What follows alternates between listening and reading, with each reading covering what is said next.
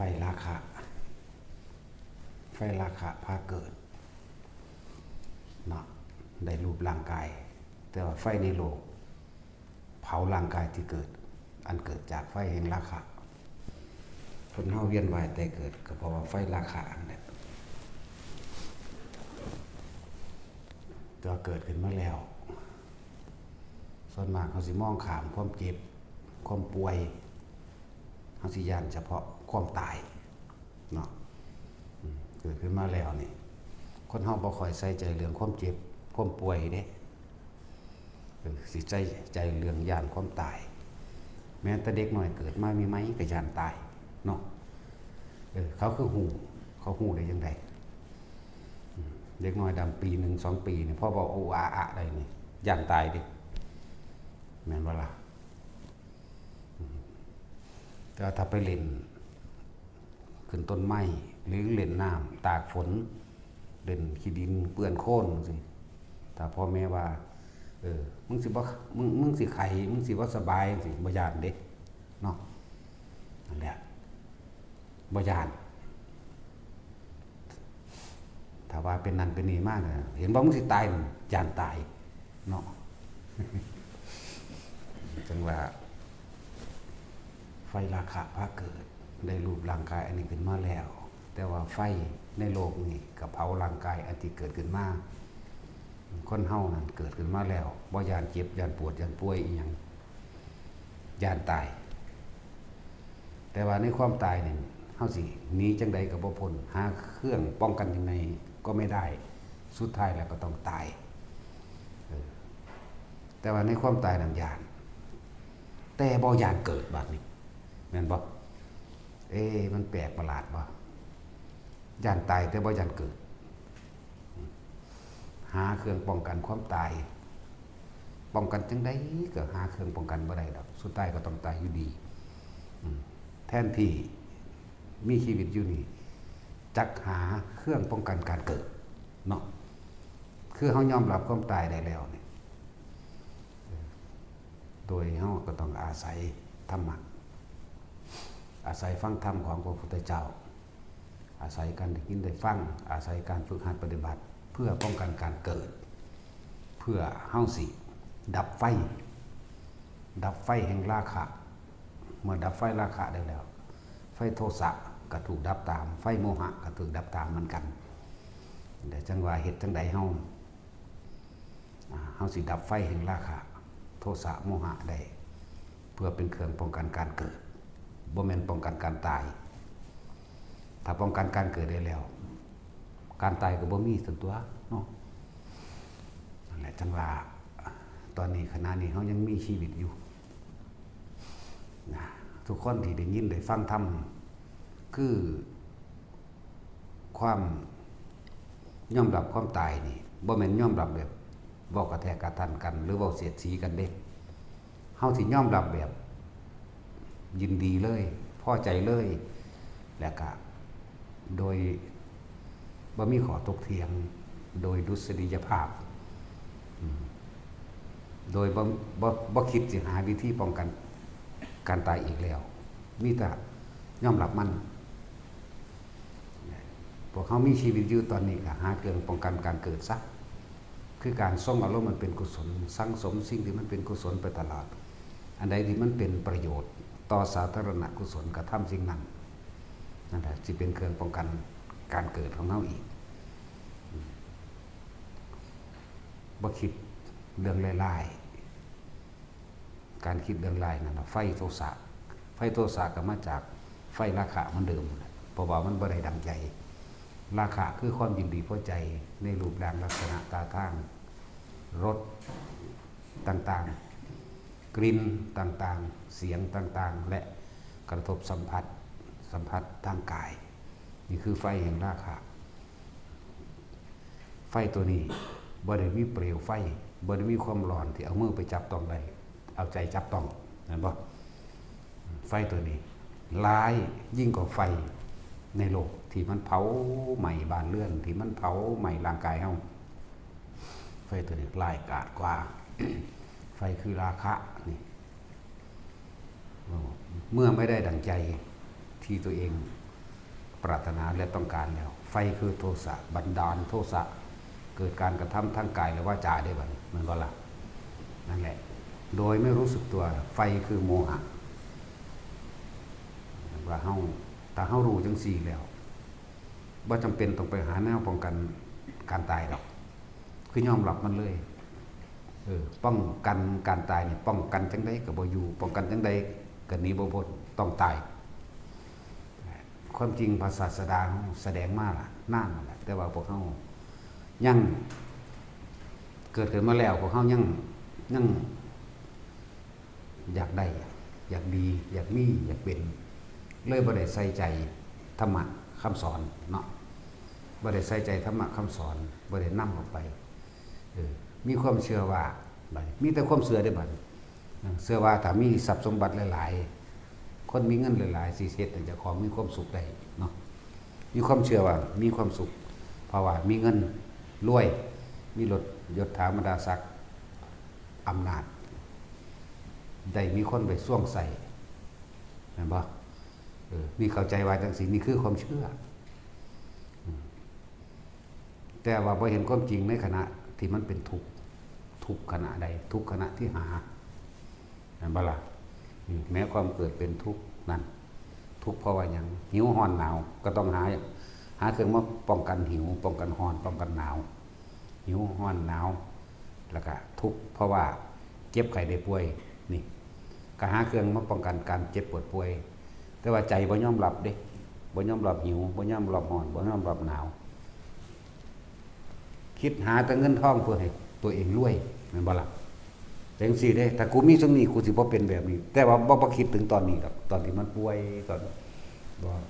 มีแต่อยากเศร้าไปหาเงินเท่านั้นแหละแต่ว่าบ่เห็นความจริงที่พวกเฮาต้องยอมรับความจริงที่พวกเฮาต้องป้องกันความจริงที่พวกเฮาต้องหาวิธีบ่กลับมาเกิดแม่นบ่ล่ะบ่ยอมรับตัวนี้บ่เห็นทางนี้มีแต่อยากได้ดีมีเป็นร่ำรวยอย่างเดียวนี่ล่ะแม้ขนาดว่าสิตายแล้วความคิดยังห่วงผู้นั้นห่วงผู้นี้อยากได้นั้นอยากได้นี่อยู่ยังมีความยินดีพอใจในรูปร่างลักษณะท่าทางของบุคคลสัตว์สิ่งของนี่คือไฟคือราคะล่ะเห็นบ่นี่ความยินดีพอใจในรูปร่างลักษณะท่าทางของบุคคลสัตว์สิ่งของประกอบไปด้วยรสประกอบไปด้วยกลิ่นประกอบไปด้วยเสียงประกอบไปด้วยสัมผัสต่างๆมีความพอใจอยู่ไฟตัวนี้ซึ่งมันสัมผัสที่ใจเฮาแต่ว่าเฮาบ่ฮู้เพราะว่าเฮาบ่มีเครื่องรู้เฮาบ่ฝึกหัดเครื่องรู้เครื่องฝึกหัดเฮาก็นี่แหละฟังอยู่เดี๋ยวนี้แหละเฮาบ่รอบรู้พอเฮาขาดการได้ยินได้ฟังทำตามความเป็นจริงส่วนมากเฮาไปมีความเชื่อเกี่ยวกับสิ่งศักดิ์สิทธิ์ดลบันดาลนี่เชื่อเห็นบ่นี่สิ่งศักดิ์สิทธิ์จากดลบันดาลให้มีโชคมีลาภวาสนาได้ยศถาบรรดาศักดิ์เกิดมาร่ำรวยสิ่งศักดิ์สิทธิ์สิดลบันดาลสิ่งทั้งหลายเหล่านี้เนาะนี่คือเฮาสิไปเชื่อแนวจังซั่นเฮาเลยบ่อาจสามารถที่สิฟังธรรมจริงๆตรงๆเข้าใจได้เฮาก็เลยไปแสวงหาแต่สิ่งศักดิ์สิทธิ์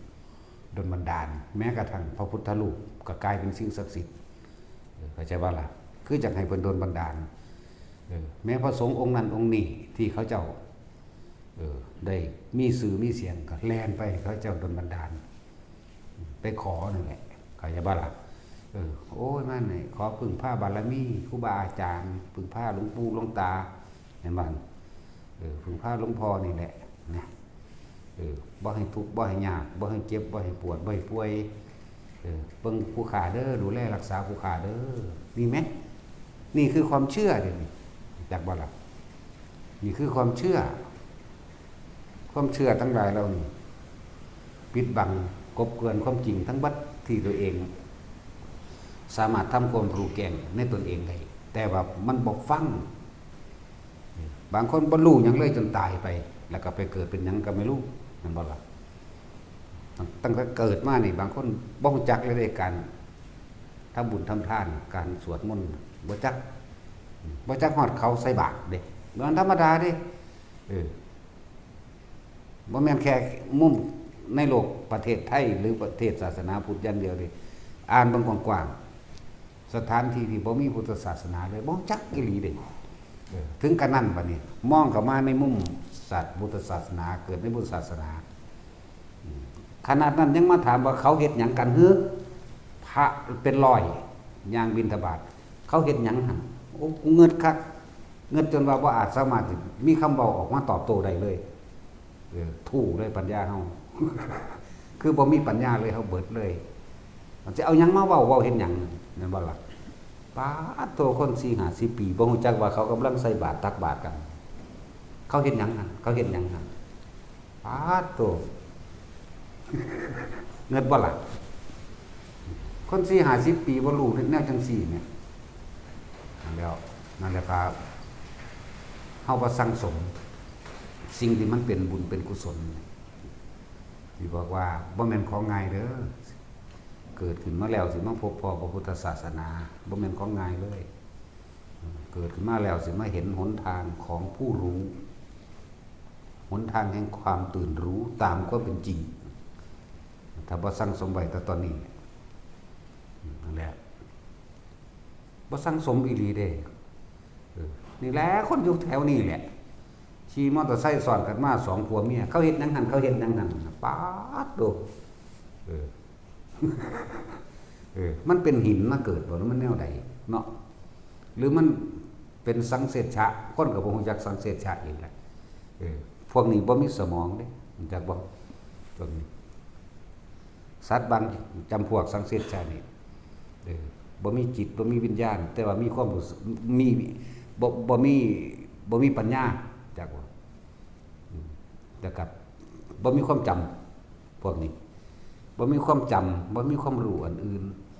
เวลามันคืบคลานเข้าไฟปุ๊บมีวิญญาณกายทั้งผิวหนังอยู่แต่ว่าบ่มีวิญญาณใจวิญญาณจำไว้ว่าเอาหัวหันปั๊บออกแล้วก็โค้งเข้าไปใส่อีกหัวหันปั๊บออกแล้วก็โค้งเข้าไปใส่อีกแล้วก็จังตายไปขนาดนั้นเด้บ่ได้จำได้ว่านี่คือไฟบ่ได้จำเด้แปลกประหลาดบ่ล่ะนั่นแหละก็สมกับที่เพิ่นเว้าไว้ล่ะฝึกสัตว์บางจำพวกมีวิญญาณสัตว์บางจำพวกไม่มีวิญญาณบ่คือบ่จดจำเขาว่าจักบ่ล่ะซั่นล่ะอันนี้เป็นเรื่องละเอียดขึ้นไปอีกอันนึงดอกนั่นนี่แปลกประหลาดบ่สักบ่มีความรู้บ่มีภูมิรู้บ่มีภูมิจำมีเฉพาะความรู้สึกในขณะที่ว่าเฉพาะเนื้อหนังอะไรบ่มีวิญญาณใจนะโอ้ยจังสิอธิบายมันเพราะซ้ำนั่นแหละถ้าอธิบายก็พวกนั้นสิได้อยู่ พวกขึ้นไปอีกระดับพรหมหรืออรูปพรหมแต่อรูปพรหมมันก็บ่ฟังอีกพรหมฟังอยู่แต่ว่าเขาก็ยึดมั่น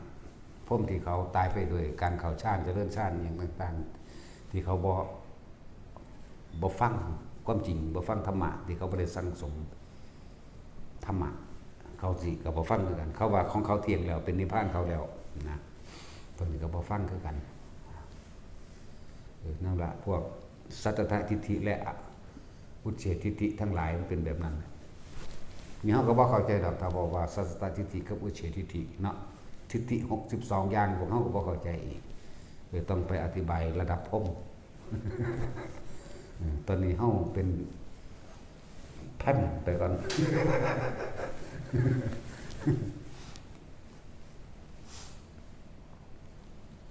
ทั้งว่าพวกเฮาตอนนี้มีชีวิตอยู่พวกเฮาคือบ่ทำสติให้มากเนาะการปฏิบัติธรรมนี่บ่ได้เกี่ยวกับท่าทางเด้เกี่ยวกับสติเด้เห็นบ่ทำงานอยู่ใดมันก็มีสติระลึกในสิ่งสิเป็นบุญเป็นบาปเป็นกุศลเป็นอกุศลใดอยู่เด้แม่นบ่อย่างน้อยๆคนที่ทำงานไปถ้าได้ยินได้ฟังนี่แหละ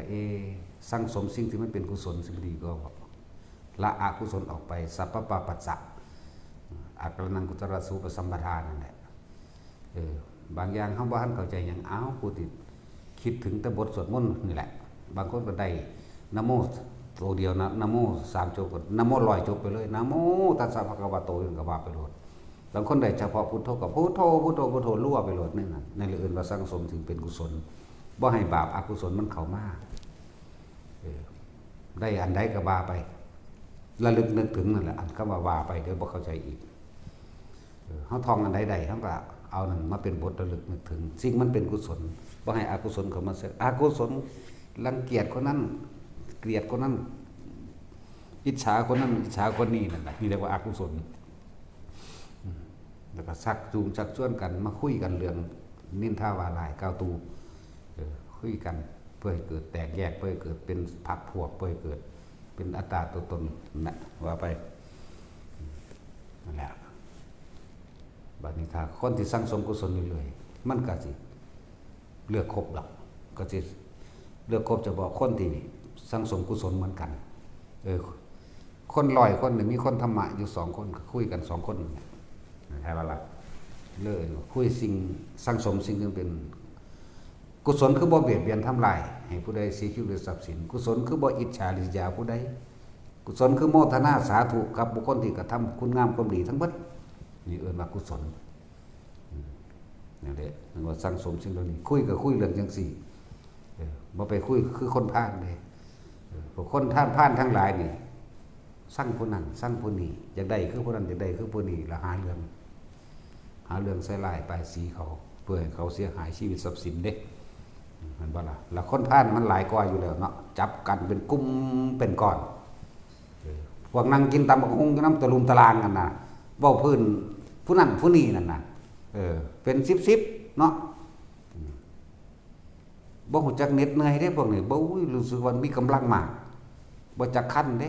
ทั้งเบาทั้งเก่าไปนำแต่ว่าบ่รู้สึกตัวเนาะ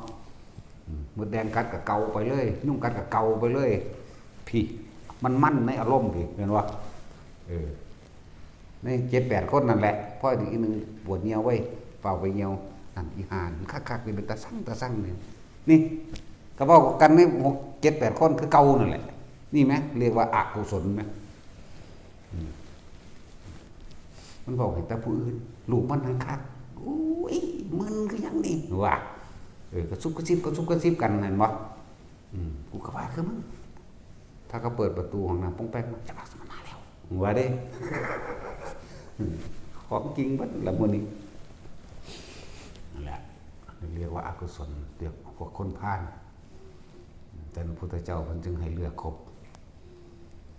กับไผกะสร้างถ้ากุศลบ่เกิดเลิกไปเลยแม่นผัวกับเมียกะสร้างเลิกป๋าไม่แห้งโลดเข้าใจว่าล่ะมันสิ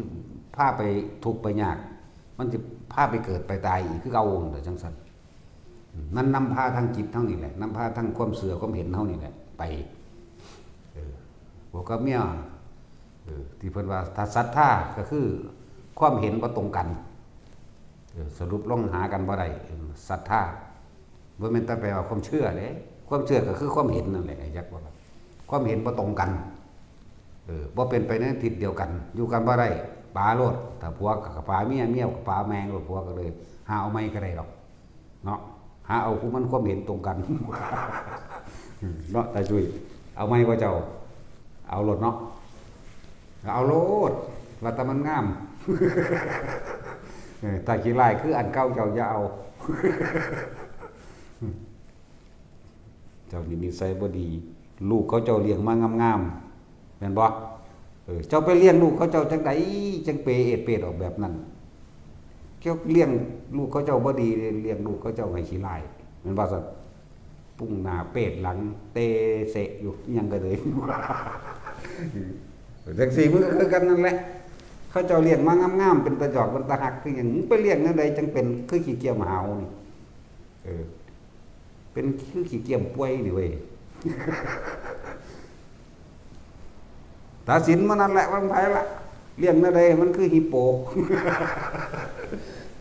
เขาเจ้าเลี้ยงมางามๆเด้เป็นตาหยอกเป็นหยังก็เตาะอยู่เจ้าเอามาได้เฮ็ดไปทั่วที่ทั่วแดนเลี้ยงเขาเจ้าจังไดเลี้ยงให้มันอืดหืดอยู่นี่ควรแนวเกียรติตมนั่นแล้วนิสัยบ่ดีพวกนี้เลี้ยงลูกเขาเจ้าบ่ดีเนาะ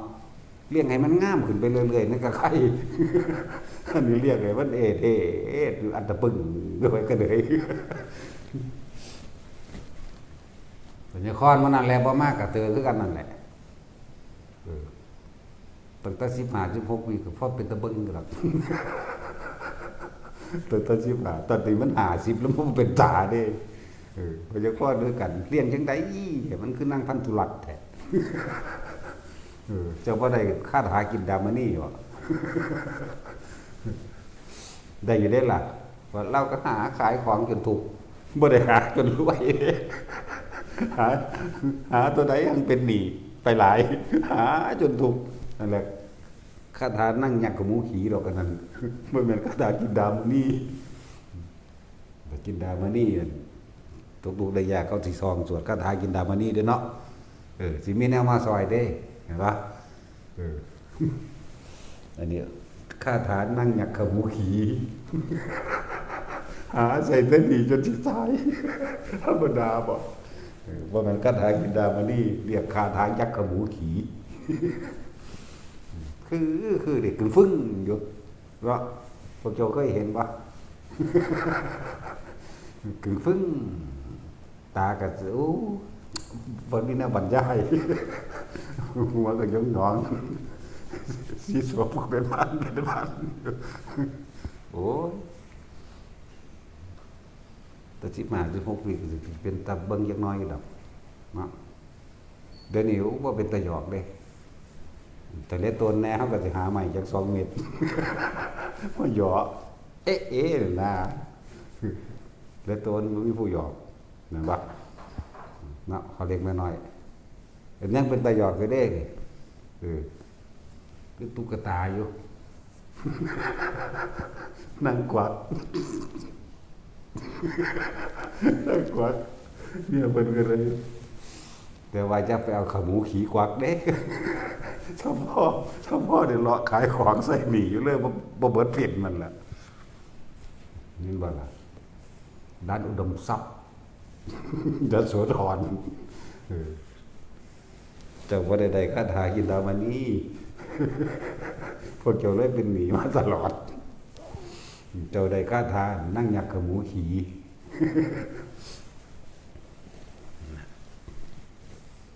ลืมมันแหละสิทองให้ฟังกันเลยมันลืมล่ะทองได้ตั้งว่าทองได้แต่พออันถึงเท่าวันพันเกี่ยวที่แล้วรถเนี่ยก็ไม่คดเท่าหนึ่งน้ำใจคนนั่นแหละเนาะแล้วสอนว่าอย่าไว้ใจมนุษย์แม่นแสนสุดลึกล้ำเดือกำหนดทองเอาหนาเป็นหลังเอาหลังเป็นหนาได้นี่อันอื่นๆก็บ่ทองดอกคนที่เข้าใจว่ามันแม่นอีหลีเขาหาเงินหาทองก็ว่าเด้หาเงินหาทองก็ปากนั่นเด้ของอะไรคนนิยมชมชอบก็เอานั่นตัวไปขายมันบ่สัตว์ลองเบิ่งแม่ปากบ่ดีอีหางไปใส่คือบ่ซื้อเรื่องอะไรก็บ่ซื้อเนาะอีหางเอ้ยเอ้าแต่เขากลับมาอีกก็จะตีปากซ้ำนั่นแหละคาถานั่งหยักขมูขี่แต่ก่อนกี่หลายคือฟึ่งเขาเป็นพันเดียวแต่ถ้าย่ำเล่นโทรศัพท์มันใส่ใจก็อย่างเด็กกึ้งใส่ตัวจากหัวก็ยังมีย่ำเขาเพิ่นยายของเลี้ยงของไว้แล้วนี่ยังผู้นั้นผู้นี้จับเพิ่นที่รุ่นเขาซื้อเด้จักบาทสุดนี่ว่าเด้ลิคิดไปเด้อันนั้นตอนนั้นตอนนี้เด้เขาว่าเอาเขายังนี่สั่งว่าอีหาตายปากนึงเลยก็ว่าเด้เป็นความจริงเด้อไปถามเบิ่งเดี๋ยวมันมากก่อนอีหยักขมูขี้ถามเบิ่งรถถ้าว่าบ่แม่นตายปากเอ้ยภาษาของกูบ่ซื้อให้กูทั้งบัดนี้ไปเลี้ยงไหมทั้งเลี้ยงทั้งจมปกแปกปุกปักอยู่เด้นั่นแหละคาถานั่งหยักขมูขี้นี่นะพวกเจ้าก็เลยเป็นหนีอยู่เพราะสำคัญพวกเจ้าบ่ได้มีคาถากินดามานี่ต้องมาถามพอเล็กมาหน่อยมาถามพอเล็กมาหน่อยเด้อเขาจังบ่ได้เป็นหนีเนาะแล้วก็เป็นตุ๊กตาเป็นต๊อกป๊อกอยู่เลยอ้วนๆนะนี่แหละมันพวกคาถายักษ์ขมูขีก็อย่างหนึ่งกินยามันนี่ก็มาถามพอเล็กมาหน่อยพอหน่อยไม่เล็กนี่แหละใส่กันหลดเพราะว่าคือกันโอ่งคือกัน องค์แดงใหญ่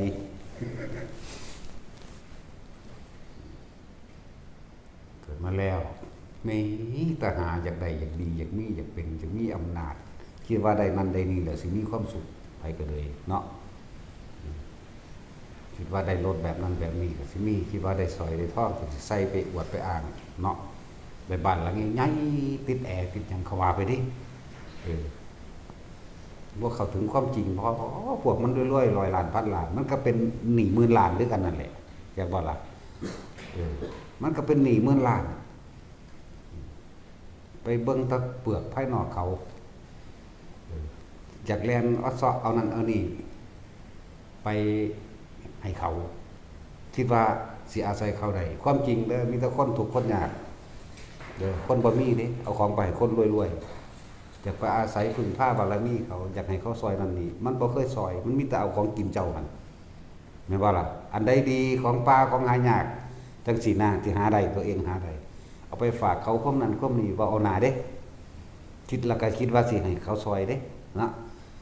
หรือว่าแค่ว่าได้หูจักเขาเพื่อจะเกิดว่าตัวเองนี่รู้สึกว่าตัวเองมีคนนิยมชมชอบหรือเคารพนับถือหรือเกรงกลัวเกรงใจเนาะเกรงกลัวเกรงใจคนจนๆนี่แหละแต่ได้อันนั้นดีๆมากนี่เฝ้าแล่นเอาไปให้เขาเห็นบ่เข้าใจว่าเขาสิซอยตัวเองได้ที่จริงเปล่าเลยบ่มีเห็นบ่ล่ะลีเป็นนั่นสิบ่แม่นผู้ใดเป็นนั่นน่ะคิดเบิ่งให้เด้อถ้าได้นั่นได้นี่มันสิไปคิดถึงคนที่เขามีอยู่แล้วเดี๋ยวบ่เขาก็เอาไว้เขาก็ย่องแถลงกินซ้ำตื่มเนาะลีเด้ว่าดิคันเวลาไปหันมานี่สมมุติว่ามีอีกผู้หนึ่งว่าจักก็จะไปหาอยู่เมืองทางใดจังซั่นจังซี่เจ้าฮู้จักผู้นั้นผู้นี้โอ้ยข่อยจักดีบ่แล้วเด้ซ้ำนี้ก็เอาเด้คนเอาแค่ว่าไปอ้างว่าฮู้จักเขามั้ยโอ้ยนั่นสะดันปึกกับเพื่อคิดเบิ่งได้เขาบ่เคยซอยเขาบ่ซอยดอกแต่ว่าไปอ้างพอได้ว่ารู้จักกับคนรวยรู้จักกับผู้นั้นผู้นี้แม่นบ่คือเอาไปอ้างนั่นแหละจังซั่นเด้นี่แต่มีหยังอันเป็นตาแสบหรือของหายากแล่นออกไปเขาจริงๆพวกนี้หลายคิดว่าเขาสิซอยหยังบุเนาะอะไรคือความเข้าใจผิดคิดว่าความจริงว่าเขาสิซอยเขาบ่ซอยดอกเหมือนกันกับว่าไปพึ่งสิ่งศักดิ์สิทธิ์ว่าสิ่งศักดิ์สิทธิ์สิดลบันดาลล่ะมันบ่ดลบันดาลดอกเขาไปหาพระสงฆ์องค์เจ้าก็จะให้เพิ่นไปดลบันดาลไปเป่าโลกเป่าไพ่ออกให้แม่นว่าล่ะ นั่นแหละคนก็เลยถูกเป็นเครื่องมือหากินในการหลอกลวงโดยเฉพาะภิกษุสงฆ์บวชเขามาแล้วทำทามาเฮ็ดเบี้ยแก้เห็นแต่งแก้สะเดาะเคราะห์หาเลิกหางานขึ้นบ้านใหม่เลิกแต่งงานมื้อนี้โอ้ยมันบ่ได้จักหยังมันผิดเบิดเด้อแต่งแก้สะเดาะเคราะห์ตัวเขาเอาอันนี้รุ่นอย่างมหาทรัพย์มหาโศกมหาลาภรุ่นรวยพันล้านรุ่นรวยบ่เลิกรุ่นทันใจสิตัวเบิดถ้ามันได้จริงๆมันเบาให้เขาดอกมันก็เฮ็ดเอาเองตัวเนาะนั่นแหละโดยเฉพาะภิกษุสงฆ์เด้อพวกเจ้าทั้งหลายเลือกฟังแล้วก็ใส่ใจพิจารณาใคร่ครวญให้มันเห็นตามเป็นจริงโลดถ้ามันได้จริงในสิ่งศักดิ์สิทธิ์ถ้ามันมีจริงมันได้จริงคนอยู่นี่บ่มีผู้ใดตายจักคนเด้แล้วก็บ่ตายมานานแล้วบ่ตายมาแตะก่อนพุทธเจ้าสิเกิดพุ่นเนาะไผก็สิขอเพื่อป้องกันตายไผก็สิขอเฮ็ดให้เจ้าของรวยมีฤทธิ์มีเดชมีอำนาจยศถาบรรดาศักดิ์ทุกคนก็เลยสุขเสมอกันแล้วบ่มีผู้ใดทุกข์เลยแต่ความเป็นจริงแล้วมันบ่อาจสามารถที่สิดลบันดาลอีหยังใดนั่นเป็นความเชื่อไม่ใช่ความจริงเฮาตำหนิโดยพระวินัยกับหมู่สงฆ์ทั้งหลายจะเหตุจะไปตัวเขาท้อศึกษาใจตัวเองแน่ตัวเองก็ยังอยากได้ตัวเองก็อยากให้คนเคารพนับถือก็เลยหาต่างๆนานาเพื่อสิหลอกลวงให้คนมาเคารพนับถือตัวเองของหยาบของต่ำสาซัวซ่ามขนาดนั้น คนกับที่เขาไปเฮ็ดจังใดเขาหวังพึ่งผ้าหาหนทางให้พ้นทุกข์แต่ว่ากลับไปหลอกลวงให้เขาถูกยิ่งกว่าเก่าอีกตัวเขาให้เขาเอาเงินซื้อนี่แม่นบ่ครับเรียนรุ่นนั้นเรียนรุ่นนี้จังสั่นจังสี่เอาไปมหาสลาภมหารวยรุ่นท่านใจสารพัดก็สิว่าไปเขามีความเสื่อเขาไปเฮ็ดตามเบิดเงินแล้วเบิดเงินอีกเดี๋ยวบ่ได้เลยความจริงมันนั่นน่ะสุดท้ายแล้วก็ตายไปกับความเสื่อตายแล้วก็ไปเกิดทุกข์อีกนี่เราจึงบอกว่าเฮ็ดให้เขาทุกข์เก่าๆอีกแม่นบ่ท่านเขาเลยบ่เห็นความจริงเขาเลยบ่เห็นหนทางออกจากทุกข์แห่งตนนั่นแหละจึงบอกว่าทุกคนเริ่มต้นด้วยการสั่งสมสิ่งที่มันเป็นบุญเป็นกุศลบุญคือความสงบเย็นภายในจิตใจตัวเองบ่ร้อนบ่กระวนกระวายในความอยากได้อยากดีจึงมีแบบเป็นกุศลก็คือความฉลาดรอบรู้ในสิ่งทั้งหลายทั้งปวงว่ามีความเกิดเป็นธรรมดามีความแตกดับเป็นธรรมดากุศลคือบ่ทำลายเบียดเบียนผู้ใดกุศลคือจากคำว่าพ่อมั่งจากคำว่าบ่เบียดเบียนมั่งนั่นแหละคำว่ากุศลคือสั่งสมธรรมทานศีลภาวนานี่กุศลสวดมนต์ไหว้พระนี่กุศลสังสมสิ่งเหล่านี้มันจึงจะพบพอคำว่าพุทธศาสนาหนทางของผู้รู้นี่จักบ่นี่เจ้าไปสังสมหนทางของผู้ไม่รู้ไปไสยศาสตร์พวกหลับไหลจักว่าล่ะความรู้ของคนนอนหลับด้วยนะไสยะแปลว่านอนศาสตร์ก็คือความรู้นั่นแหละความรู้ความเห็นของคนหลับไสยศาสตร์แปลว่าสั้นๆไสยศาสตร์จึงเป็นของคนปัญญาอ่อนเข้าใจว่าล่ะนั่นแหละบ่แม่นคนปัญญาแก่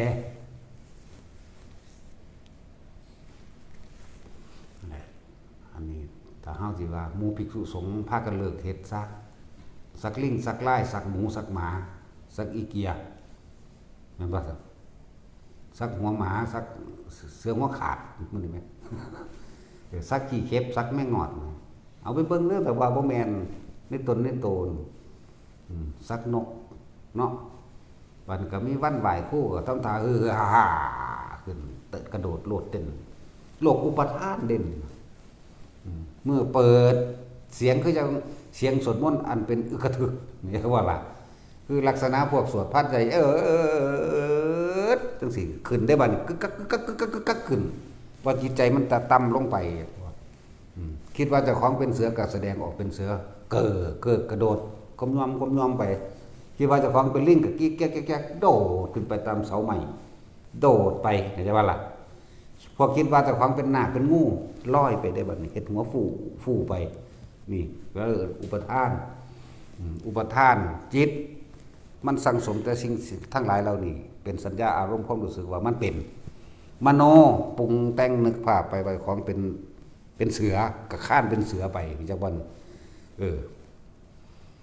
คิดว่าเป็นงูเป็นนาคก็เฮ็ดเป็นลอยไปก็ลอยน้ำดินน้ำบกแล้วเอามือเฮ็ดใส่ว่าเจ้าของมีงอนเบิ่งมันธรรมดาบ่ขนาดนั้นเด้นั่นแหละจิตสั่งสมเฉพาะสิ่งที่มันบ่เป็นความจริงสั่งสมอกุศลเด้นั่นบ่ได้แม่นหนทางพ้นทุกข์เรียกว่าอกุศลกุศลคือหนทางพ้นทุกข์สั่งสมไปแล้วเข้าใจว่าเจ้าของเป็นแบบนั้นก็แสดงลักษณะนั้นเพื่อให้เกิดความให้ผู้อื่นย่านเจ้าของเข้าใจบ่นี่ให้เกิดคนหวาดกลัวเจ้าของให้เกิดความเสื่อถือก็เลยมโนภาพนึกไปแล้วก็เกิดการห้องเป็นเสือมันห้องเป็นลิงมันเป็นเฮงเคียมันซุมื้อนี้หังไปหลายเทพนาจาโอ้ยแล้วมีไปเบิดเนาะเทพนาจาสั่นแล้วมันแผงไปเลยเป็นเทพพระเจ้าอีหยังนั่นน่ะนางกาลีอีสวนไปบาดนี้เนาะเทพอีหยังเอาหัวคนมาห้อยไว้เฮ็ดลิ้นแดงๆตาแดงๆอุ้ยแล้วบ่เป็นตาเซินห้อยอีห่านี่ไปสิไปเข้าเราถึงมึงเนาะแท็กซี่มึงเอาวะขี้ไล่บ้านนั้นหัวก็เป็นหัวงูกิงกองอีกตากระแดงสวดออกปากก็ทีท่าศีรษะศพแดงเปรตโอ้เท ถืออันไม้ตะบองก็เป็นกระบองหัวคนหัวกระโหลกเนาะโอ้ยอีแหล่เอ้ยปานคนก็เป็นบ้าเด้คิดว่าถ้าถือแนวจังซั่นครับเขาสิดลบันดาลให้จักซื้อว่าอีหยังดอกกาลีเนาะเบิ่งตาซื้อมันก็กาลีแล้วแม่ก็ยังไปเอามาถืออยู่โอ้ยก็คนกาลีซั่นจังถือคนกาลีแม่นบ่ล่ะนั่นแหละเอิ้นว่าไสยศาสตร์เป็นความรู้ของคนวิชาของคนนอนหลับเด่นคนบ่ทันได้ตื่นเด่นโดยเฉพาะภิกษุสงฆ์ไปเฮ็ดหลับเพิ่นจึงเอิ้นว่าเดรัจฉานวิชาวิชาหากินอย่างสัตว์หากินเฉพาะตนบ่ฮู้ว่าผู้ใดสิไผสิทุกข์ไผสิทนกูไม่รู้แต่ขอให้ตัวตนกูเองเนี่ยได้มาเถิดหลอกลวงเขากินจึงบ่ควรอย่างยิ่งแล้วมันสิมาฟังธรรมะอาจเป็นของสะอาดบริสุทธิ์หนทางแห่งความบริสุทธิ์วิมุตติหลุดพ้นคือเฮาเว้าได้จังได๋ของหยาบปานนั้นมันยังบ่อาจสามารถสิละออกได้แม่นบ่ซั่นไสยศาสตร์มันหยาบคือหยังเรียกว่าธรรมดาหมู่สงฆ์ที่ไปลำเรียนนะจังซั่นสิไปอ่านมาตำราพรหมชาติวิเชิดอีหยังนั่นน่ะมันบ่แม่นวิชาพุทธศาสนาเด้นะมันบ่แม่นหนทางของคนที่เดินทางเข้าสู่ความรู้ความจริงของสิ่งทั้งหลายทั้งปวงเด้ว่าแต่เฮาตำนี้เฮาก็ตำนี้หมู่ภิกษุสงฆ์ที่บวชเข้ามาแล้วบ่ศึกษาพระวินัยบ่ปฏิบัติมันบัดนี้โจมตีเฮาได้บัดนี้เนาะโจมเข้าไปโลดมึงงานกูบ่ขึ้นกันแล้วกันละนาตีโลดมึงก็ตีเจ้าของเองแม่นบ่ล่ะโจมตีพระของแท้ผู้เขาเจ้านำธรรมะของแท้ออกมาแสดงไปหาว่าเขาเจ้าแบบนั้นแบบนี้เห็นบ่ล่ะพวกเขาขายของพวกกระตุ้ดของขังพวกเบี้ยแก่พวกเป้าหัวพวกซักลิงซักได้ไปขายไปหลอกลวงเงินคนมาแล้วซื้อหวยบ่นี่เห็นบ่ล่ะซื้อเลขซื้อหวยจับใจใส่ซอยไปตลาดตะลี่ปานคนทั่วไปเด้มันธรรมดาเด้พุ่นไปซื้อลอตเตอรี่แล้วมีการอวดพร้อมเด้เอามาโอ้ยเอามาแค่มาประจานเจ้าของเองนั่นแหละเล่นบังไฟมีเบิดนั่นแหละแล้วแต่สิเฮ็ดไปบางพวกก็ไปตลาดคลองถมเด้ไปซื้อน้ำกินเฮาเห็นอยู่มั้ยแม่มึงบัดนี้ได้โค้งไก่ว่าซั่นถามกันได้ยังกินแรกเอ้ยก็ถามกันค่านั่นแหละนี่ว่าซั่นเฮาก็เหลียวเห็นอยู่โอ้ยโค้งนี่เนาะว่า4:00 น 5:00 นแรงนี่แหละขี่อันซาเล้งพ่วงกันไปเด้โอ้แนวนี้ง่วยมันเบิดคำสิเว้าของหัวเด้เนาะนั่นแล้วมาเฮาแสดงธรรมเกี่ยวกับมรรคผลนิพพานมันสิรู้เรื่องแม่มันหยังมันบ่ซั่นมันบ่ได้เรียนของพระพุทธเจ้าแต่ว่าเอาใส่สุดพระพุทธเจ้ามาหาเงินมันหาง่ายหากินจากความเชื่อเนาะแต่ถ้าฆราวาสเฮ็ดก็เฮ็ดไปโลดมันเป็นอาชีพเพราะทางฆราวาสมันหลอกลวงอยู่แล้วนะมันหลอกลวงอยู่แล้วไปซื้อก็ไปไปค้าขายก็ไปตัวไปโกหกก็แหละเข้าใจบ่ล่ะมันจริงได้คือพวกเขาอันขายรูปพระรูปเพิ่นก็ขายไปทั่วมันเป็นสินค้าเขามั้ยเนาะบ่ได้ว่านี่ล่ะพวกฆราวาสเขาเฮ็ดเป็นอาชีพถ้าเขาซื้องัวขายควายขาเป็ดขาไก่โลกเลี้ยงหมูมันก็บ่แพงแล้วอันซื้อแนวนั้นบ่มีชีวิตจำดอกซื้อขายความเชื่อกันซื่อๆพวกฆราวาสเขาสิเฮ็ดเขาก็เฮ็ดเป็นในเชิงศิลปะแม่นบ่ล่ะพวกสักลายให้กันราคากันเท่านี้จังซี่เขาก็เฮ็ดเป็นในเชิงศิลปะของเขาเฮาบ่ว่าเด้เพราะเป็นอาชีพดีกว่าเขาไปปล้นขี้ขาดว่ะเนาะแต่ว่าถ้าภิกษุสงฆ์เฮ็ดนี่คือการปล้นศาสนาเข้าใจบ่ล่ะปล้นศาสนาเด้นี่บ่ฮู้จักเด้แล้วแต่ของปล้นเดี๋ยวตนเขาสงเคราะห์เขาโอ้ยสงเคราะห์หัวมึงหั่นบ่แม่นแล้วตนเดี๋ยวมึงหลอกลวงเอาเงินเขาเทศให้เขาทุกข์ยิ่งกว่าเก่าอีกทุกข์ทั้งกายทุกข์ทั้งใจทุกข์ทั้งกายก็เพิ่นรายได้ไปหาเงินมาตอนใดก็มาหาซื้อเอาของมึงนี่เนาะทุกข์ทั้งใจหยังเพราะไม่รู้หนทางออกจากทุกข์นั่นแหละบ่มีแนวทางสอนเขาให้เขาออกจากความวินวายแต่เกิดนั่น ไฟคือราคะเห็นบ่ราคะตัวนี้บ่แม่นไฟที่ไปใหม่คือไฟเฮาเห็นแต่ว่าหลายยิ่งกว่าไฟเหล่านี้เหมือนกันแหละครับที่พระพุทธเจ้าแสดงเอาไว้ระหว่างไฟใหม่หัวกับการดูอริยสัจสี่หรือรูปปฏิจจสมุปบาทสมควรสิดับอันใดก่อนแม่นบ่ซั่นมื้อดับราคะอยู่แล้วแม่นบ่ซั่นดับไฟคือราคะตัวที่ต่างหากบ่แม่นได้ดับไฟที่ใหม่หัวเดี๋ยวมึงใหม่ไปโลดว่าถ้ากูบ่เกิดอีกตอนนั้นเด้นั่นแหละว่าหลายๆคนที่ฟังแนวนี้บ่เข้าใจเพราะตัวเองบ่สังสมเมื่อตัวเองไม่รู้แล้วก็กล่าวตู่ผู้อื่นว่าผู้อื่นไม่รู้แม่นบ่โอ้ยเฮาถิ่มมาเบิดแล้วในจังซั่นเดี๋ยวเฮาก็บ่เชื่ออยู่แล้วเกี่ยวกับสิ่งศักดิ์สิทธิ์บ่เป็นมาแตะเก่าเป็นมาบ่มีความเชื่อมาแตะเก่าเห็นเข้าไปสั่นงอกๆแงกๆนำอีหยังอันนี้ในกระบอกไม้ไฟแล้วมันตกออกแม่นเสี่ยมซี่แต่ว่าปลาเสื่อมนี่ใครอยู่มันสิได้ปีกินมันเสื่อมซี่ดี แต่ก็ไปอ่านเอาไปดึงเอาใบนั้นมาแล้วก็ไปล่อมีความหวังเอ้า30 ปีว่ากูสิรวยทุกข์ก็เข้าอีกมันแลนหาแต่แนวจังซั่นบ่รวยจักเทื่อหมอดูกับหมอเดานั่นแหละเมื่อแต่มันดูแม่นจริงๆเมื่อถามหาแม่บ่เจ้าเกิดมื้อใดเดือนใดปีใดเห็นบ่ซั่นถ้าหมอดูแม่นจริงๆก็พากันฟังได้บ่หยังมันบ่ถามมันเดินไปเกิดดอกมันบอกฮอดชื่อพ่อชื่อแม่เฮาได้พุ่นตัวถ้ามันดูจริงแม่นบ่ล่ะโอ้ลูกผู้นั้นลูกผู้นี้มันแล้วตัวมันเกิดวันนี้ตอนนั้นตอนนี้เดือนนั้นเดือนนี้มันก็ดูไปเลยตัวหมู่บ้านมึงเฮ็ดจังซั่นจังซี่นะก็มาดูมันจังสิถูกจังสิแม่นเนาะถามเฮ็ดหยังซั่นหมอดูหมอเดาเกาขี้หิดเกาขี้เหียนเจ้าของแต่ว่าเกาขี้หิดเกาขี้กากเด้อมันสิไปคือหลวงพ่ออินทวายบ่หมอดูหมอเดาหมอเกาขี้กากเกาขี้หิดขี้เหียนดิอย่างสั้นจังว่าเตือนหมู่ภิกษุสงฆ์เศร้าอย่าไปหาเฮ็ดเขาทุกข์อยู่แล้วเนี่ยที่เกิดมานี่มีแต่ทุกข์กับทุกข์กันนั่นเด้ไปเฮ็ดให้เขาทุกข์ซ้ำเติมเดิมยิ่งกว่าเก่าอีกเนาะไปปลูกฝังให้ฝังความทุกข์ฝังไฟราคะฝังไฟโทสะฝังไฟโมหะให้ลงไปใหม่อยู่ในมหาเวทีบ่ธรรมดาตัวเองก็ไหมลองเบิ่งตนานั่นแหละที่ว่าเว้าเรื่องภาวนาจังซี่โหแล้วชาติมันสิไปรู้จักบ่ชาติ1 2 3 4คณิกะสมาธิอุปจารสมาธินะอัปปนาสมาธิเนี่ยปฏิจจสมุปบาทรู้เห็นนั่นนี่โอ้ยแล้วชาติมันสิไปรู้จักแม่นบ่ล่ะถ้าผู้ใดนั่งสมาธิเป็นไดได้ตัวดีบ่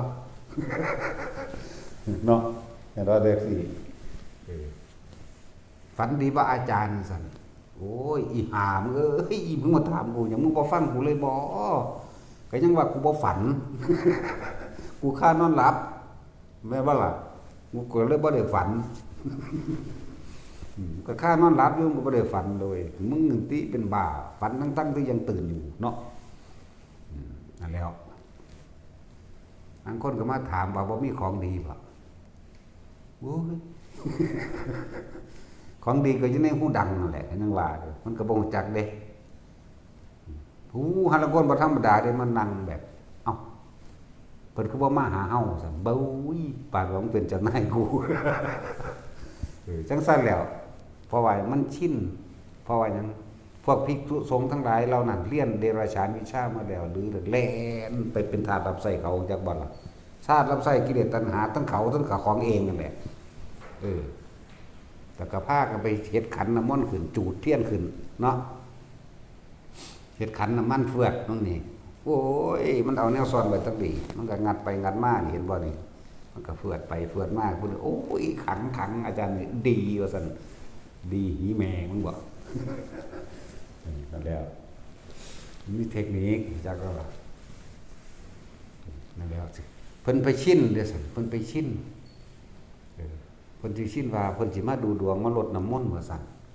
มาเฮาสะเดาะเคราะห์ให้จังซี่แม่โอ้ยมันก็ฟาดเคราะห์ใส่มึงเก่าๆแล้ว คือบ่มาหาเฮาซั่นโอ้นั่นแหละคือภิกษุสงฆ์ทั้งหลายเหล่านั้นเป็นทาสเขาเข้าใจว่าล่ะเป็นทาสเงินเขาเป็นทาส รับใส่เขาเขาก็เลยรู้สึกว่าเขาเป็นเจ้านายเสียให้เฮาเฮ็ดนั่นเฮ็ดนี่ให้เสียเฮาอวยพรให้อวยพรหาแมงได้มิเตอตายซะอีห่านี่โลดเด้ จังซั่นแล้วบ่มีของขังว่าซั่นก็ซุ่มสิอึดอยากหยังสุกก็พากันไปซื้อเอาตัวนำตลาดซื้อไปฮอดเราสุกก็ซุบขังของไว้ในหั่นก็ได้ตัวเนาะนั่นล่ะของขังโอ้ยสดานปึกเอ้ยผู้ใดสิมาก็ฟังกันแหน่ผู้บอกมากก็จะบอกมากูบ่ได้ดูดวง ดูหาพ่อหาแม่กูบอกกูจังบ่รู้จักตัวกูอยู่ กูสิไปดูผู้อื่นได้จังได๋นั่นแหละถ้าว่าเฮาบ่ฮู้ได้นี่ว่าเฮาเกิดวันใดเนาะแต่เฮาถามเจ้าเกิดวันใดเจ้าฮู้จักอยู่ว่าเจ้าฮู้จักวันเกิดเจ้าของบ่เดือนปีเกิดเจ้าของบ่หลายคนสิเถียงทันทีเด้เป็นหยังสิบ่รู้จักนั่นเด้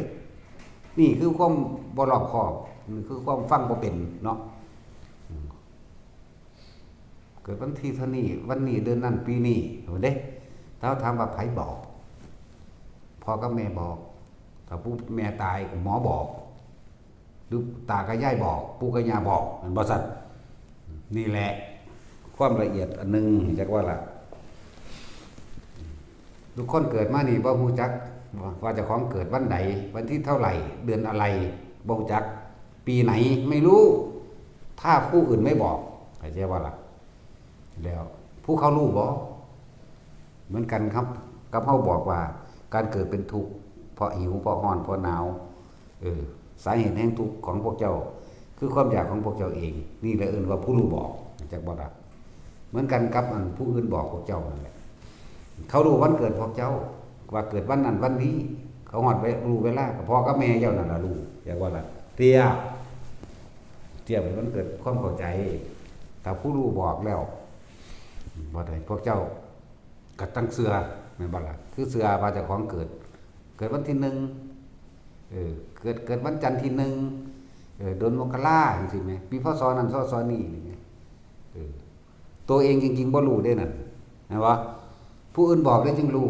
ไผบอกพ่อบอกแม่บอกญาติบอกหมอบอกจังซั่นแล้วเสือเด้แต่ความจริงจะเกิดมื้อใดกันแน่มันบ่ซั่นเกิดพร้อมมือควายดอนออกลูกอยู่ข้างพ่นคอยเองแล้ว เนาะตาสินเจ้าก็ไปแกล้งแนวนั้นโลดเด้อตาสินนั่น เพิ่มเกิดไปโอ้ยเกิดมื้ออันไม้มนออกดูข้างเรากันนะว่า โหมันบ่มีบัดนี้เนาะเกิดวันที่หมาอีหมนออกลูกอยู่ข้างเรา จังซั่นแล้วเกิดมื้อนั้นนะ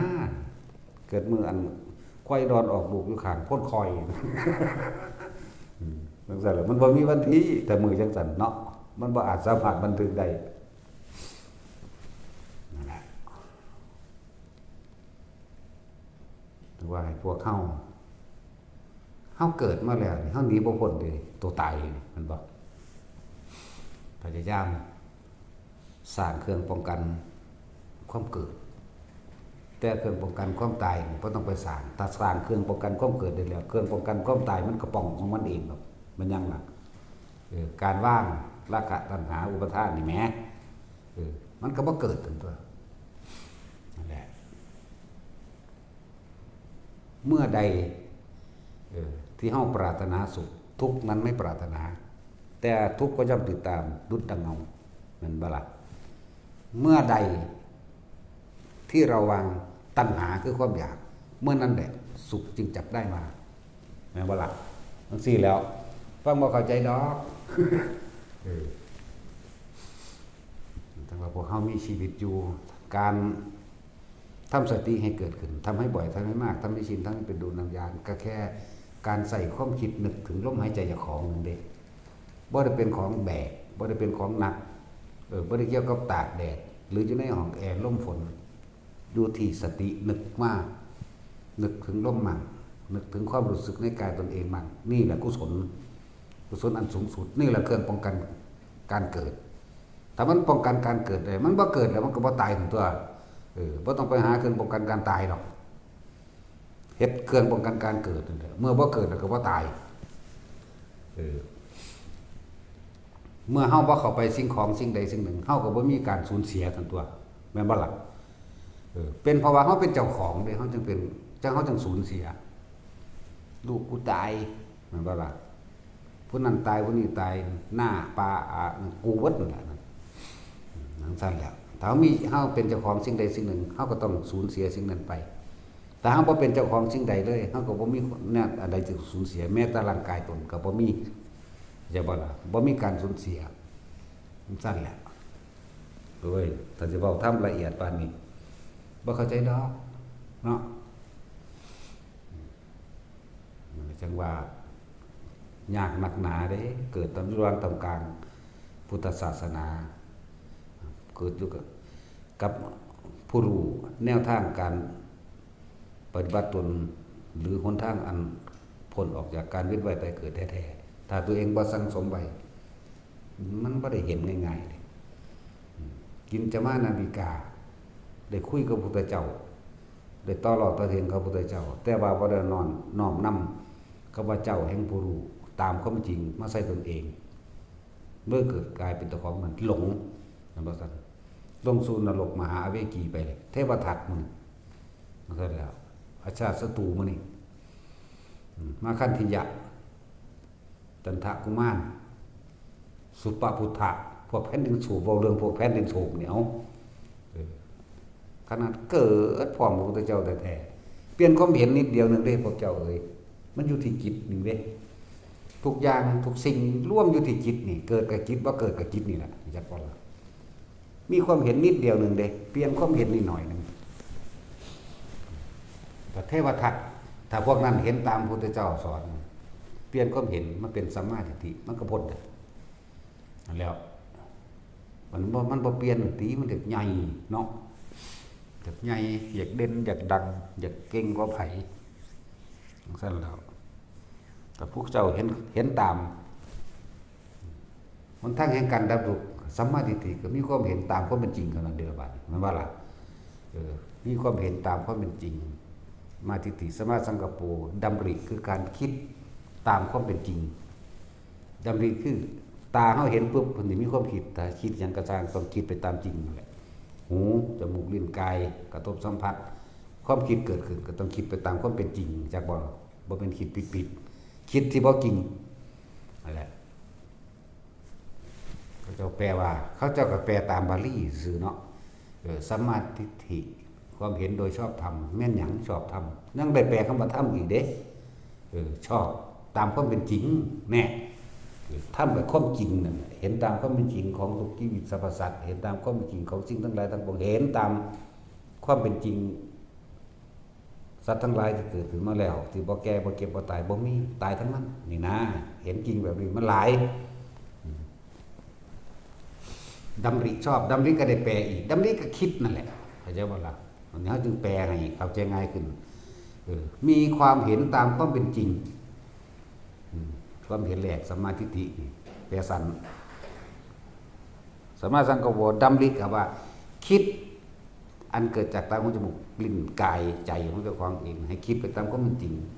อันตาหูจมูกลิ้นกายอันรูปรสกลิ่นเสียงที่เฮาก็มาคิดหยังก็คิดไปตามความจริงนั่นแหละนั่นแหละเว้าหยังก็เว้าเรื่องจริงๆสัมมาวาจากรรมโตกระทำตามความเป็นจริงสัมมาอาชีวะกับประกอบอาชีพที่ไม่ทำลายเบียดเบียนผู้ใดผู้หนึ่งสิ่งและทรัพย์สินอันเป็นเครื่องไม่ขวางเป็นอาชีพที่ไม่ขวางหนทางแห่งพระนิพพานมันกับสัมมาสติมันกับสัมมาสมาธิกับสัมมาญาณก็เป็นสัมมาวิมุตติของมันเองนั่นตัวนะเป็นความเห็นนิดเดียวบ่ได้ยากดอกเดี๋ยวก็หมดความเห็นเลยกับบ่ยากคือกันเนาะแต่คิดเป็นก็เย็นสบายเนาะพวกเจ้าอย่าลืมเลยติดดีก็เกิดบ่ต้องบอกเรื่องติดตัวเลยเกิดอยู่แล้วเนาะถึงว่าหยุดดีติดดีดีใดไม่มีโทษดีนั้นไม่มีทุกดีย่อมมีโทษจากบ่ละความเห็นออก ไม่มีดีไม่มีเสียเข้าใจว่าล่ะ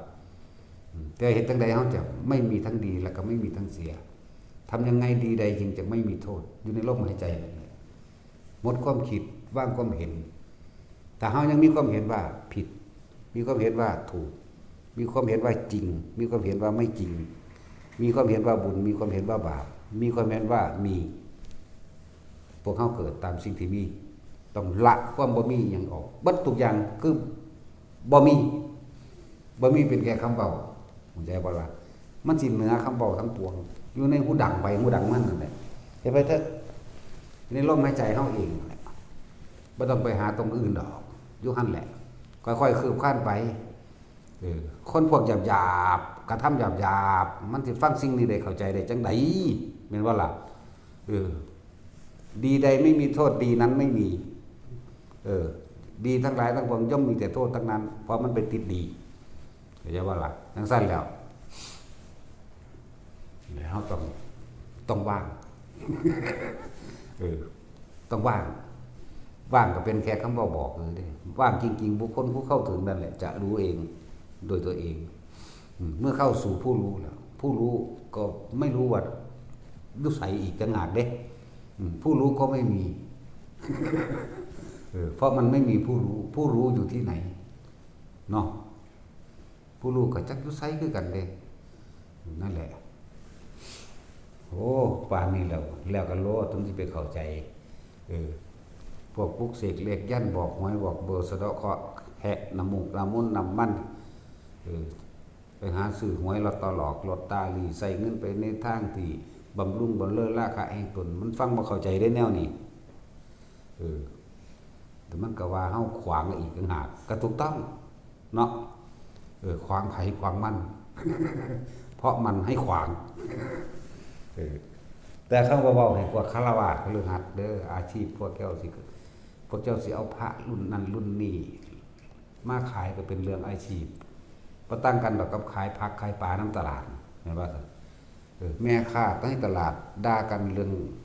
ขายหมกพริกขายผักขายปลาพ่อค้าขายพระก็คือกันผิดกันบ่เรื่องถือเข้าใจบ่เหมือนกันบ่เหมือนกันเลยเนาะเหมือนกันเลยว่าถ้าค้าขายอย่างคือผิดกันแมงเบิดละไปกันเลยขายเขาก็ผิดกันขายพระก็ผิดกันขายเครื่องรางของขลังก็ผิดกันสักลายก็ผิดกันเนาะสะเดาะเคราะห์ก็ผิดกันนั่นแหละไฟเห็นบ่จังซั่นแหละไฟมันเผาในหัวใจนั่นแหละเอามือจับเบิ่งบ่ฮ้อนแต่ว่าร้อนยิ่งกว่าไฟพวกนี้ร้อนยิ่งกว่าไฟมันไล่กันเด้อบัดมันลงไปแล้วนั่นโอ้ยเฝ้าไปแนวจังซั่นมันเห็นน้ำแมงดอกมันขี้สร้างสูบยามาโลดภาษานรกว่าเด้เนาะก็เนี่ยมันบ่ได้ขี้ดอกมึงถึกสร้างขี้มึงจักว่าแล้วพวกเฮามารู้มาเห็นมาจังซี่แล้วอย่าประมาทพุทธเจ้าสอนร่วมเด้ร่วมตรงที่ว่าอย่าประมาทจงทำจิตให้ถึงพร้อมในกุศลทั้งปวงเราดำเนินตามสิ่งที่มันเป็นกุศลอย่าพากันประมาทเด็กๆมาแล้วขนาดบาสิตายสุดท้ายในโอวาทปัจฉิมโอวาทบอกว่าเพิ่นก็ยังบอกว่าพวกเฮาอย่าประมาทเด้อจงทำประโยชน์ตนให้ถึงพร้อมและประโยชน์ผู้อื่นนั้นด้วยพวกเธอทั้งหลายจงอย่าพากันประมาทแม่นบ่ล่ะประมาทบ่ดิ้นรนขนขวายในทางที่มันเป็นบุญเป็นกุศลเลิศประมาทนั่นแหละเอิ้นว่าประมาทละอันนี้ของเฮานี่จงทำกุศลผู้อื่นให้ถึงพร้อมเพราะว่าเฮาบ่มีกุศลบ่เอาดีก็บ่เอาบุญก็บ่เอาแต่บ่ล่ะชีวิตที่เหลืออยู่ก็แค่ว่าเฮ็ดจังใดเฮาสิเฮ็ดสิ่งที่มันเป็นประโยชน์อันเป็นกุศลประโยชน์ให้กับสัตว์โลกได้เท่าที่เฮ็ดได้จนกว่าชีวิตมันสิตายอย่างว่าตอนนี้พวกเฮามันแข็งแรงอยู่เฮาก็คือบ่เฮ็ดทำคืนแก่โลกคืนให้โลกให้เบิดจักว่าโลกคือหมู่สัตว์คุกคนนี่ล่ะสัตว์นี่จักว่าบ่ว่าตะงัวตะควายเป็นสัตว์เจ้าของเองล่ะสัตว์เฮาสิคืนสิ่งที่มันเป็นบุญคืนสิ่งที่เป็นกุศลให้แลหมู่สัตว์ให้หมู่สัตว์นั้นได้เป็นทุนไปในภายภาคหน้าเพื่อสิทำคืนให้หมู่สัตว์คือกันเป็นทอดๆใช่บ่ล่ะ เข้าใจว่าแท็กซี่มึงเตใครแม่สันแต่ใส่มากูได้อีกนั่นแหละเฮาต้องทำประโยชน์นี่ขึ้นแก่โลกไอ้ประโยชน์นี่ประโยชน์ที่เป็นกุศลกุศลคือต้องไม่เบียดเบียนทำร้ายผู้ใดผู้หนึ่งให้เสียชีวิตและทรัพย์สินตลอดทั้งมนุษย์และอมนุษย์ทำคืนสิ่งนี้เป็นกุศลเหมือนกับเราทุนให้กมูสัตว์ทั้งหลายแล้วนั่นเพื่อดำเนินงานของตัวเองทำตัวเองให้หลุดพ้นออกไปหรือว่าอันใดก็ช่างการแสดงธรรมประโยชน์อันเป็นกุศลจากว่าการช่วยเหลือต่างๆก็เป็นประโยชน์อันเป็นกุศลถ้าช่วยเหลืออกุศลเป็นอันใดช่วยเหลือโจรช่วยเหลือคนขายยาบ้านี่เป็นอกุศลเราจะบ้านนี่ช่วยเหลือแล้วนี่มันติดกับไปฆ่าผู้อื่นจากบ่แต่ว่าถ้าเฮาช่วยเหลือนี่อันดับหนึ่งเลยคือการให้ธรรมะนี่เป็นอภิธรรมด้วยไปเป็นกุศลสูงสุดคือการทำคนเร็วๆผู้หนึ่งให้กลับกลายเป็นคนดีได้นี่คือกุศลสูงสุดบ่แม่นสร้างโรงเรียนบ่แม่นสร้างโรงพยาบาลบ่แม่นสร้างตนแต่ว่าก็ต้องอาศัยการสร้างโรงเรียนโรงพยาบาลพยาบาลและให้อาหารที่อยู่อาศัยเครื่องรักษาโรคต่างๆก็อาศัยสิ่งเหล่านั้นซะก่อนกว่าสิถึงคำว่ากุศลอันสูงสุดคือการให้ธรรมะเป็นทานนั่นแหละว่าอยากบอกต่อไปตามสำนวนผู้อื่นสื่อหรอกการให้ทานชนะการให้ทั้งปวงกันบ่สัตว์การให้ธรรมะเป็นทานก็ต้องอาศัยสิ่งเหล่านั้นเนาะเป็นบันไดก่อนทานภายนอกก่อนอาหารยารักษาโรคบำรุงที่อยู่อาศัยเครื่องอำนวยความสะดวกนั่นแหละเพราะสิ่งนี้มีสิ่งนี้จริงมีต่างหากล่ะเนาะมันจะมีเหตุมีปัจจัยให้เขาถึงสิ่งที่มันเป็นกุศลสูงสุดกว่าจะถึงธรรมทานใดมันบ่แม่นเรื่องง่ายเด้เนาะอย่าว่าแต่ยอดมันหลายการให้ทานสุดคือธรรมทานทำให้คนเลวกลายเป็นคนดีได้การให้ทานสูงสุดอันหนึ่งสำหรับเฉพาะเป็นเรื่องเฉพาะคืออภัยทานนั่นแหละอุ้ยกว่าจะหอดอภัยทานใดมันคุ้มขากันครับพอแห้งกันละเนาะแต่สิกว่าสิถึงอภัยทานใดมันขากันมาพอแห้งนั่นแหละจนว่ามันเมื่อยมันล้ามันเห็นโทษยังอภัยใดดอกมันเห็นโทษแต่ของนี่แหละต้องสั้นแหละกว่าจะให้ธรรมทานได้มันก็ต้องทานของภายนอกเพราะมีทานการให้เสียก่อนนี่อิมัสมิงสติอิทังโหติเพราะมีการให้ทานจึงมีการรักษาศีลจึงมีการภาวนาจึงมีปัญญาจึงมีวิริยะขันติสัจจะอธิษฐานจนถึงเมตตาและอุเบกขาจนถึงตรงนี้ได้จึงสิเป็นธรรมทานบ่เข้าใจบ่ล่ะฝึกตนดีแล้วจึงฝึกผู้อื่นได้ด้วยนี่ธรรมทานบัดนี้ตัวเองก็เป็นจังซั่นละสละสมบัติทั้งหลายทั้งปวงเป็นของโลกขึ้นให้แก่โลกดีกว่าสิ่งแม้เฮาสิขึ้นเฉพาะสิ่งที่มันเป็นกุศลอกุศลบ่เอาเข้าใจบ่ล่ะเบาขึ้นให้ดอกจากว่านี้ เอาสิ่งที่มันเป็นกุศลคืนให้แก่หมู่สัตว์โลกสัตว์โลกสินำดวงใจที่ดวงจิตที่เป็นกุศลนี่สร้างสมตัวเองแล้วก้าวขึ้นไปตามขั้นตามตอนของมันนั่นแหละสมาทาน